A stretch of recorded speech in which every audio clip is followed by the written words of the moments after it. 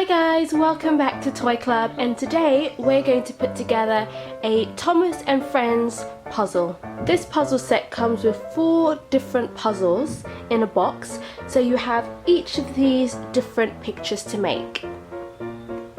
Each puzzle has different amount of puzzle pieces, so this one has 12, this one has 16, this one has 20, and this one has 24. And it says at the top here that it's for ages 3 and up. We're going to start with the first picture right here. It only has 12 pieces, so it should be quite easy to put together. Do any of you guys know which one of Thomas' friends this is? Have any of you guessed it? Yes, it's Duncun. So let's put this puzzle together.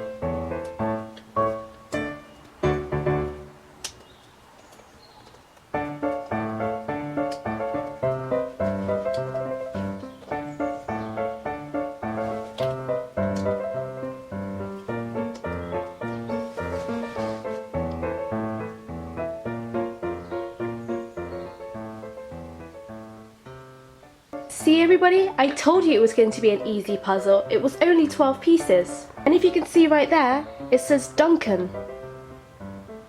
Hope you guys enjoyed watching me put Duncun together.